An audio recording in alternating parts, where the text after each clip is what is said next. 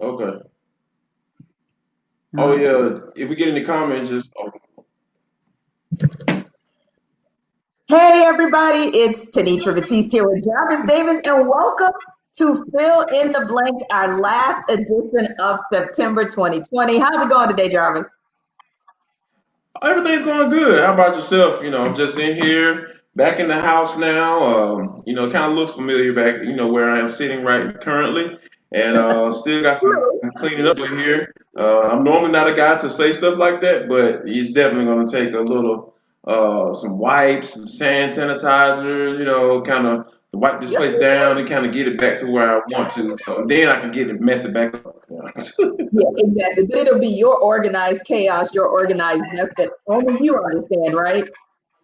And speaking of Oh, of organized course, no doubt. mess and chaos that only the person who made said mess and chaos can understand, Jarvis, I hear that you have a good ear for things that kind of explain it sometimes better than I can.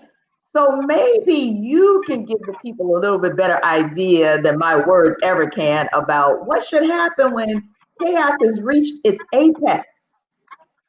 Just sit back and Well, let you. last night, no, on Sunday night, I came across this audio. Like I haven't heard it anywhere. I haven't heard it nationally. I haven't heard it locally. And I'm kind of surprised that it hasn't popped up just yet. So what I wanted to do is to let the people, FIDB fam, hear this exclusive audio of a conversation that happened between Dan Quinn and Arthur Blank after the game.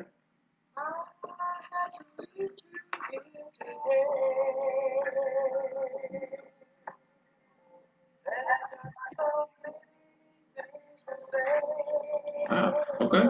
Yeah.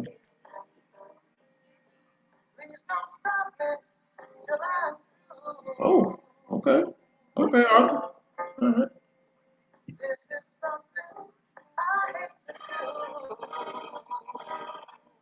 What is he gonna do? Oh, that might be on to something like that. Might be when I heard that, I was just like, oh my god, like nobody's playing this. Nobody's playing this audio. So, like I can't credit, where I can't tell who I got it from because it's a source. You know what I'm saying? I can't reveal my sources because I'm a legitimate journalist in my own head. So, for those of you who are asking like where that audio came from, I cannot tell you that, but I may let y'all hear it a little bit later on in the show. If you get for those who may pop in a little bit later on and check us out. But that is exclusive audio of a conversation between Dan Quinn and Arthur Blank right after the game. I wonder what he had to tell them, T. I wonder. Because we definitely have our guesses and our commentary as far as media goes. We were wondering, just like you guys, it was very interesting to kind of see because we had a combination, just real talk, we had a combination of media professionals who really didn't have any skin in the game, meaning they're not from Atlanta, they're not Falcons fans, but admittedly, some of our professionals are born and raised here. They have been, they've seen Atlanta teams do Atlanta things all their lives. And so you could tell that there was a feeling, even at 29-10, that the lead was not safe. And even me trying to be the optimist, I was like, no, Jarvis, it's okay. It's okay. They're gonna be all right. They're gonna go ahead and get this W, get this thing done. And then they didn't get it done. So I know that not just what happened on Sunday was unacceptable, but really it was more how it happened that wasn't acceptable. So we kind of posed the question to each other and we're posing it to you guys. Okay, so what's next? Let's say that somehow Arthur Blank decides, and that's our part one. We got part two of that as well, so we want to hear from you guys. But let's just say that Arthur Blank does decide to part ways with Dan Quinn. Okay, well then, Jarvis, what's next? I think the thing that is when I was thinking about this, and as we talk about, as we were setting up for the show, I just think that a lot of people tend to ask this question when it comes to whether or not you should fire somebody because like you have the rest of the season left. You have 13 more games left, Mm-hmm. and there's a possibility that they may be able to get things back on track. Which if you believe that, I think Mm-hmm. you haven't been paying attention to this team Yeah. for the past 19 games. Mm-hmm. Yes, you saw the 6-2 last year, second half of the season. Okay, but you still had a losing record. You still were 7-9. Now you still were 2 games under 500, and you've been an under 500 team ever since 2016 when you went to the Super Bowl.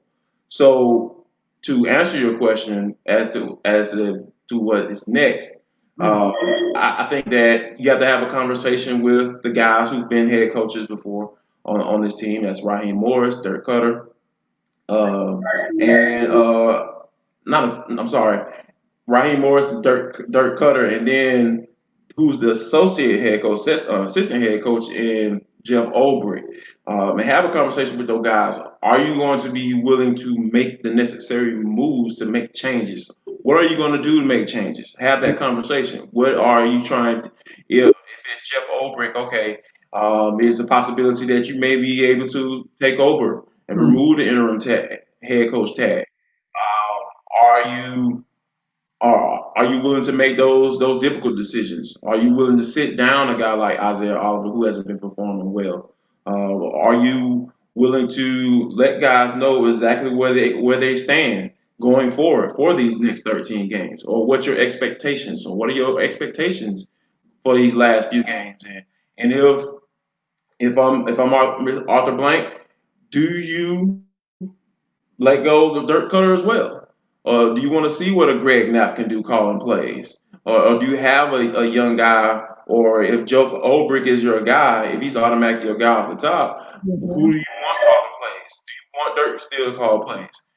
Those Right. are the type of things that I think that he needs to be had. Those conversations need to be had, as far as who's going to be the guy making those decisions going forward. And are you willing to make the difficult decision? Because Dan Quinn has proved time and time again he's not willing to do that, and he's always been pointing the finger too. So, and I think that it's a it's a very interesting conversation to have as the owner of the team, or are you? And also, like, you need to make a decision on Thomas Dimitrov as well, because there was also a time, one point in time, that the conversation was these guys were co-team builders. These guys went hand in hand. They were in sync with each other. You don't haven't heard that hardly at all as of late. So I think once you do that, you make those decisions. This is what's next. You need to figure out, can you get the guy in place to be able to make those difficult decisions, Right. and take the friendship piece out of it, and make a business decision. Right. But before we're on the field, because in some people's minds, yes, the co-builder branding means that they're tied together, but in other people's minds, they could be separated. I want to actually go back onto the field side and say, okay, there's a Right. option there, because just like last Mhm. year, you had a situation where Dan Quinn was given a vote of confidence at midseason, and there were some shifts. That's how Raheem Morris became the defensive coordinator. So if there's a decision, whether it's through 4 games, through midseason, or what have you, that Arthur Blank decides to keep Dan Quinn, I think there's another question out there that says, okay, well, what are you going to do with your staff? Are there going to be any shifts on the offensive side where you fire the OC? That has happened with other teams as well. The offensive coordinator gets fired. I don't know that there's anybody on the defensive side that anybody would say needs to be fired at this time. Just because the secondary isn't executing doesn't mean you go get rid of Joe Witt. Joe Witt is good. It's his team that's not executing, and really in one Right. particular, Right. if we're honest about that. And as far as coaching up, like you said, Jeff Ulbrich, the challenge there has been they're dealing with some serious injury issues, on the line. So Mhm. I think on the defensive side, most people would say, let's hold serve as far as the staff is concerned on the sidelines. On that offensive side and special teams, is Oh that God, where you yes. go and make decisions to change the Mm. sideline, the general on the sideline, if you happen to keep the chief and the commander in chief in Dan Quinn? And I personally, that's where I think you would go. And that's where I think you'd have to start picking cherries if you decide to retain him for any large portion or the entirety of this season. I think you make a great point. Ben Wika has flown under the radar. I think the debauchery that was the Dallas Cowboys that at the end of the game, that ball rolling like along slowly like it is, I think it's kind of like a metaphor as far as like the Falcons season. That kind of sums up the Falcons season right here in the organization. Like it's just been a steady matriculation of going down a hill of what this season has been, and I think that a guy that unit has not done anything. It Mm-hmm. hasn't done anything. You know, you can say that Raheem Morris. You can make a case for him that unit being productive when everyone is healthy. You can make a case for Dirk Cutter. He might not be the most likable guy, but this offense has been productive. It's just Mm-hmm. those and And play calling. where the head coach is supposed to come into play and say, "Hey, this is what we need to do," or Yeah. "This you need to pick from this group of plays," or, Mm-hmm. or you need to call plays from this particular style of play call. Like, Yeah. hey, we need to be passing the ball in this particular situation, or we Mm-hmm. need to be running the football. Some variation on the run needs to come Right. out Yeah. of these next couple of plays. I need Mm-hmm. that from you. Yeah. And I think that hasn't been happening. Or if it has, I don't think the message has been clear or has been received Yeah. well enough in order for Dirk Cutter to do what he needs to do. But when you bring it back to being called weaker, I Mm-hmm. don't think this unit has not been able to perform Yeah. hardly at all. It has been subpar under Dan Quinn's regime as a whole, and it's definitely time for a change. Yeah. And even to your point, back when we had Keith Armstrong, back when the Falcons had Keith Armstrong as the head over special teams, it wasn't super productive. But the one thing I will say that multiple players who were there under his regime said is what happened with the Cowboys would not have happened on Keith Armstrong's watch. And to me, that No was doubt. very, very telling in terms of, okay, now there's a situation where it may be cut and dry, that it's not about the player execution, it's about the decision making before they're ever put in position to make the play, right? And so yeah, I definitely think that may be a mismatch in terms of what you're needing out of the special teams game. And we also say as well, not just the punter's doing fine, the kicker when he's healthy is doing fine. And I think we all kind of noticed some things weren't quite right at the beginning of that game. And then it Mhm. came to fruition like, oh, after the fact, we find out Youngway is injured. But really, it boils down to all we hear about, I've asked questions about, you have, is flipping the field and giving Matt Ryan the shortest field possible to work with. And I think Right. there was almost like a collective uproar every time we saw a fair catch when there were clearly opportunities and lanes that could have been made for the special teams, for the punter, the kick returner, for whomever to just eat up a few more yards, not 10 or 11 like they did, once or twice, but to really, really make that a short field. But let's go back real quick because we got a couple more topics we want to get on top of for you guys, especially with us going into Major League Baseball postseason. But two things I want to talk about before we do that, Jarvis. I want to go back real quick to what needs to happen off the field. And then I want to talk a little bit on a broader scope about what's going on in the NFL, what we saw right up the road in Nashville, and whether that's something we need to be concerned about. So just real quick, when we look, I think that you and I can agree, and most people would agree with us, if we had to make a choice and we had to say one of the co-builders who may the other co-builder who it may just be time to part ways and see who else we can get in there to really get you some talent, because I do think that seriously some of this boils down to Falcons just don't have the right talent. They just don't have the right talent, and that goes back to the team that's responsible for picking that talent. And is it time to part ways with Thomas Dimitrov and his team as well to say, hey, we need some people in certain spaces. We know he's gotten it right in certain spaces time and time again, but in Sure. other spaces, secondary. In other spaces, there's just a gaping hole where there's a need for somebody who just has a better eye for the talent at that particular position. Yeah, it's time. It's been time. I thought it was time last year. I Mhm. thought it was time when Mike Smith was let go. We all know how that press conference went down, and I think that Arthur Blank isn't into having a type of situation like that go down again. Yeah. And when you think about the overalls, if you look at the totality of his draft history, you have to look at it and say, you know what, these are the reasons why this team hasn't been able to be consistently successful because you have not been capable of drafting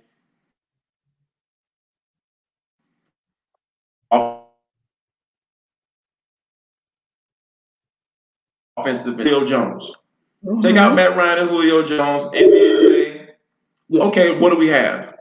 And I think that you'll get your answer as to whether or not Thomas Mitroff should be here. And it's really clear, like I said, once you take away those two players, it's really clear that this guy should not still have a job with his team. And they need a fresh set of eyes or a whole new department. They need to blow up their whole department and just go hire a whole nother general manager and just let him bring in his people. And it's time. It has been time. And Yeah. I will continue to say that because a lot of people want to throw Dan Quinn under the bus. I understand he Yeah. needs to go. Right.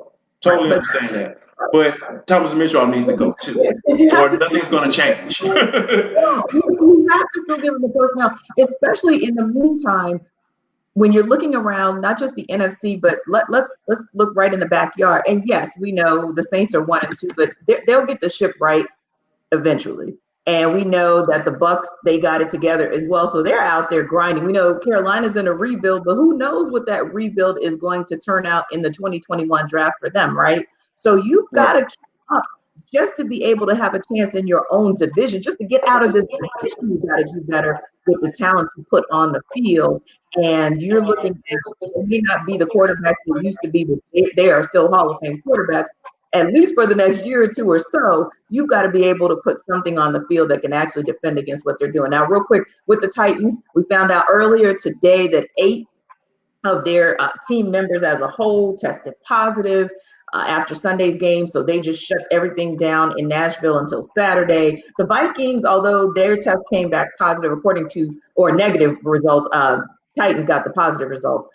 The Vikings still elected, because they played the Titans on Sunday, to go ahead and shut things down as well for precautionary measures. Now, we're going into week 4, and that's still pretty impressive that we're pretty much talking about only one, maybe two of 32 teams having been impacted. But it did make me look a little bit to say, okay, but we're going into October where more teams like the Falcons are going to open things up for fans. They're Hmm. going to open up their facilities. Wonder what this is going to mean for the bigger picture. I think when you're talking about open things up for the as far as stadium goes, they opened things up just a little bit this past Mhm. Sunday. It was supposed to 500 family and friends to kind of get the protocols going and get people used to coming in and how they're going to be able to pre-screen people and everything as they come in. Mhm. And when you hear about, what was it, three players and I think five staff personnel and staff from the Tennessee Titans, it is interesting Yeah. that the Vikings all came out fine, and then the Titans are tested. Titans personnel and staff are tested positive. So, Right. and what I did read though that they were going to test him again today to see if it was a possible false negative. I mean false positive. Excuse me. And if that is the case, what I'm interested to see how they handle that. Are they going to get back to business as usual, or are they going to take another day, or take another day Mhm. off, or push the game back one day Right. and take another day off and Mhm. try to get the regular practice schedule, try to get back on track from a practice standpoint. So Yeah. it is. It's been everything has been going smooth, but Mhm. we knew this was coming. Yeah. I think that the NFL has done a really good job so far, and I think they're going to make the right decision going forward. I think they're going to use all the precaution that they have because they have to Yeah. because they want to continue to for the season to go along as smoothly as it has been, Mhm. You know, we know this team was affected as well, with AJ Yeah. Terrell being the first player to miss a game Hmm. behind that. So all those things coming into play, I think that I think the end result will be that NFL, a lot of everybody's going to look at this and say, "Hey, the NFL made the right decision to do X, Y, Z," and I think everything's going to turn out in a positive way. Yeah, and I think when you look at how Major League Baseball was able to overcome their major obstacles in the first few weeks of their season, where we are on the cusp of the beginning of the 2020 postseason for Major League Baseball, we know that if things do happen, that leagues have plans and options in place to be able to address them, contingency plans. And we know for a fact, you and I have been working through the protocols both at Flowery Branch and at Mercedes-Benz Stadium, and we Right. can attest to the fact that it is as tight as it can Yeah. get.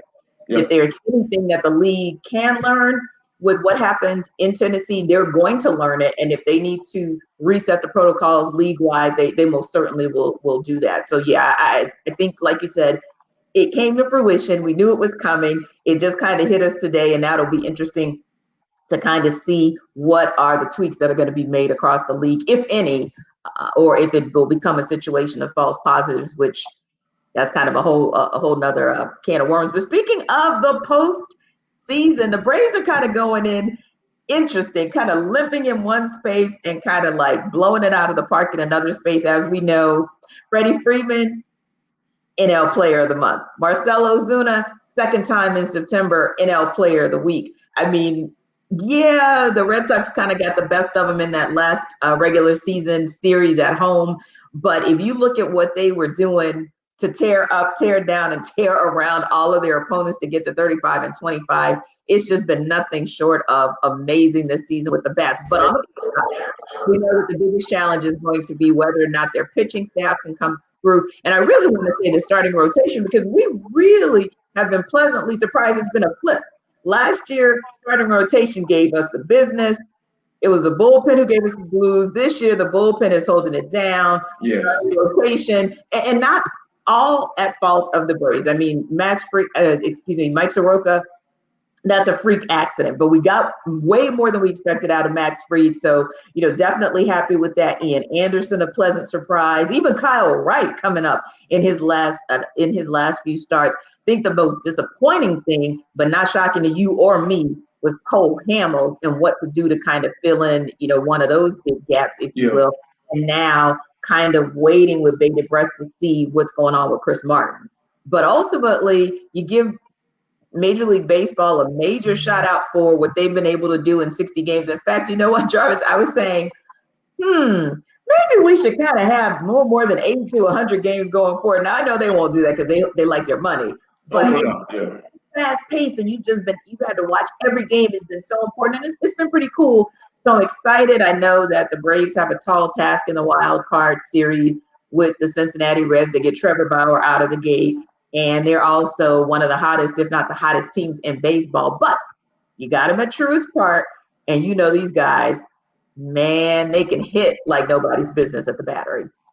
Yeah, they can, and you hope they are able to continue that hit squad mentality in the playoffs. But if we honestly looking at it, and looking at the history of going into the major league play in the baseball playoffs, we know that pitching is just so important. The game slow down, the run scoring. You're not scoring runs at a rate that the Braves have been scoring runs. That just doesn't happen in the playoffs.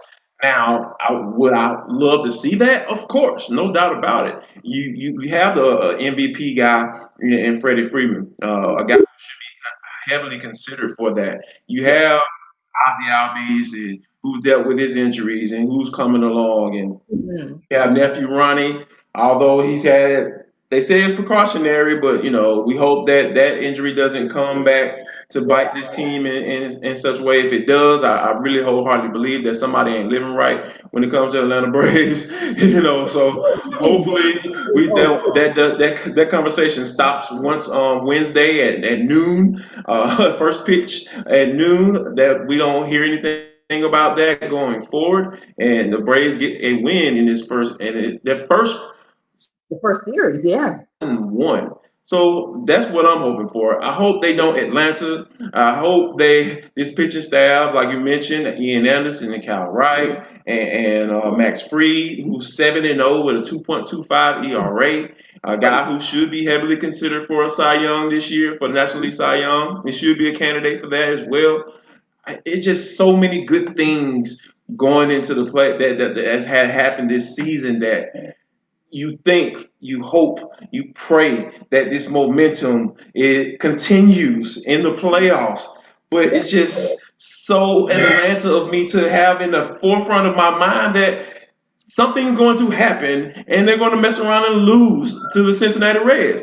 Like, please help me, Tanisha. Please, please give me something. Give me something. I just named all of these good things, right? Can you find something else to help me not think that this team is going to Atlanta in the playoffs? Please help me out because I got nothing. Because I have faith. I have been a lifelong Braves fan before I ever hit the city, before I ever started covering that team. And so when I look across the landscape, two teams always give me hope. Three teams used to give me hope, but you know, United has made us all cry a lot this season. So I'm down to two teams. Number one, the Braves.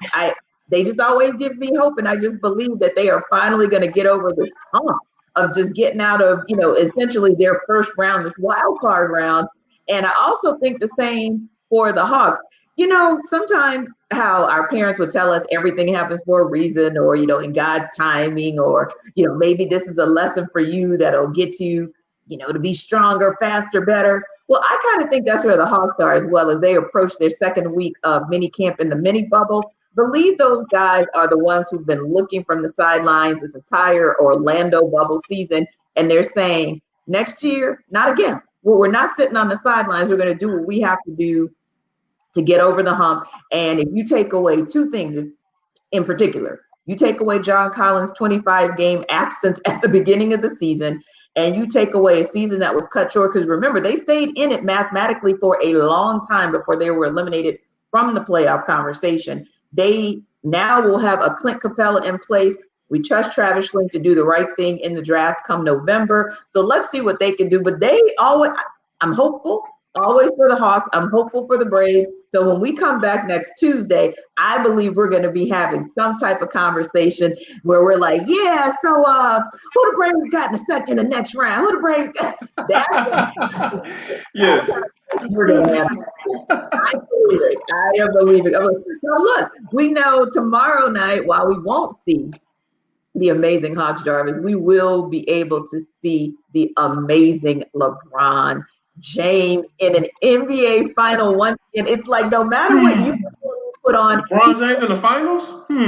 Have you seen this before? Have you seen this movie before? and he's gonna keep up and he's gonna do it. I love it, man. I'm excited for them. It was hard for me to kind of get excited about the Heat for two reasons. Number one, as you know, covering the Hawks on a consistent basis, and the Heat just straight up had their number this last season. So it was like, man, that was, you know, that kind of broke my heart a little bit. Also, we got our boy Jaylen Brown, an Atlanta area native. Would have been nice to see him get to the NBA Finals with the Celtics, and of course, just the nostalgia of it. If you're an NBA fan, right, Jarvis? You get Celtics Lakers. Who doesn't love that matchup? Who doesn't love it? I mean, when you think about it though, like this is kind of exciting for me because I love looking at the extreme ends of fandom because like one end, like I got homeboys who are like always talking about 6-0 in the championship, and then oh yeah, LeBron will be in the 10 finals, but you get credit for going to 10 finals. He's a loser, you know. Like I like, but you know, like I just love the conversations because on personally though, where I see it is, I feel like we really can't have these conversations. I think, and I've already said that LeBron isn't the GOAT. He's the Black Panther. You know, like I've already given him that moniker. Like that's his. He's not the GOAT, but he's the Black Panther. Like he's the new age pantheon of black athletes in my eyes. And I think that on and off the court, because this is a title that you can't just get from being great on the court. Like you have to be great on and off the court. So this is his 10th final appearance. And I think that he has a really good chance to get another title. And the thing that I've kind of been thinking about, and we talked about this earlier as well, does this count? Is this championship gonna count? Is he gonna get credit for this? Because you know how like the LeBron haters and Michael Jordan lovers, they're gonna say, "Oh, yeah, it was the bubble. There's no count, asterisk behind beside it." Like, but should you get credit for being able to be off since March and then come back and win the championship, in October? like how does that? How do you not get credit for that? Yeah.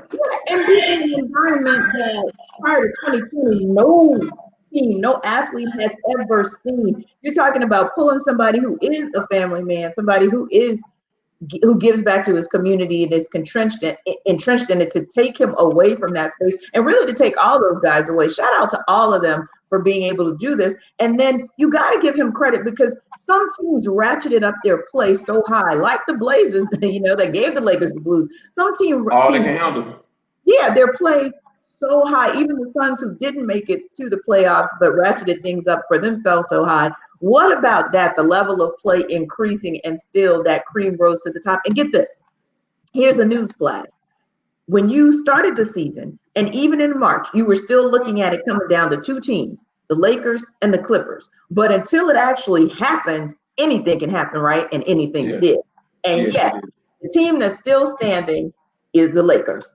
The Clippers, you saw what happened with them. So in a situation where anything can happen, and it does, that tells you what you need to know about whether or not this is legitimate. And my other thing goes back to the days of the Spurs, when the Spurs won a championship in, I believe it was a strike season or shortened season. Yep. And there were some people who were trying to put an asterisk on that, and then they went on a straight up tear for like a decade. 20 years. Like a 20-year run. That's too special. And haters gonna hate it. And it was like, oh well, they can't win back to back. Oh well, this, that, and the other. Well, you know what? You get on the court and you get through all the obstacles that these players have to get through just to get to the championship series. And then let's have a conversation about that. I'm always going to give you credit for being able to do that, even when you were having some internal strife, getting your players back together, making sure nobody tried to burst out of the bubble because they couldn't take it anymore. It almost happened too, man. Exactly. We know people got snitched on the hotline, but somehow the Lakers were able to keep it together and get to where they are now. No doubt, yeah. And so I'm like, miss me with that whole asterisk on a championship. Unless you're doing some cheating, scheming, lying, like the Houston Astros, then no, I have no reason to put an asterisk by anything. So, but anyway, we know that Jarvis has to go. We could talk to you guys all day, every day about the Falcons gonna Falcon. Will the Braves? Will Atlanta sports do what Atlanta sports do? But I keep telling you, they're not going to. We're coming back next week, and we're gonna have an amazing conversation about the Braves. Yes. That is definitely something that I hope that you are correct. And I mean, in my head, the Braves should win this series. In my head, but my soul, my heart, all of the past history and everything, all this stuff just hits me, and before we get out of here, I promised the folks, the FIDB fam, that I will play this audio, this exclusive audio that I came across on Sunday night. This is a conversation between Arthur Blank and Dan Quinn. So, as we get ready to leave, and I'll let Tenitra do her benediction after you hear this audio, and we can get on up out of here. So, yeah, check this out.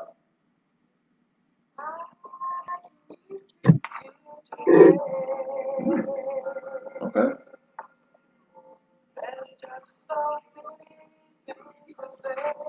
Okay, Arthur. All right. I need to have my or my no, what is it? Yeah, I need to have that light. Where's my light? We're gonna find out what he said. This is something he would hate to do, so we're gonna find that out. So, So yeah, T, go ahead and take us out. Right, right. Okay. Deaconess. Yeah. Look, he got Yeah. some- We're ready for that conversation. Yeah. It's okay. It's okay. But anyway, maybe kind of sort of, if you're not doing anything on Saturday evening, there may be a good reason. And you see, I see like look, Jarvis, my elephant, she tried to last, but right, yeah. last, but so I'm just gonna put her over here so she can be in her happy place again. But if you're not doing anything Saturday evening, right, Jarvis? There may be a good reason to maybe stop by our stomping grounds on your radio station of 92.9 Game, or you can visit us online at radio.com. So look out. Be on the lookout on all of our social media platforms at Jarvis D90, at Tenitra Batiste, at _ fill in the blanks if it's Twitter, Yes. Instagram at fill in the blanks, and same for us on Instagram at Tenitra Batiste, at Jarvis Davis. And we'll tell you all about what's going down on Saturday. Stay tuned, be Stay safe, tuned. and go root for the team that's going to give you something to root about this week. Go Braves. Yes. Like hopefully there's a team here in the city of Atlanta. Go Braves. Everybody pray for Jarvis. His You see PTSD. my face, right? PTSD is real. Pray for your boy. See you on next week. See you next week, Facebook fam.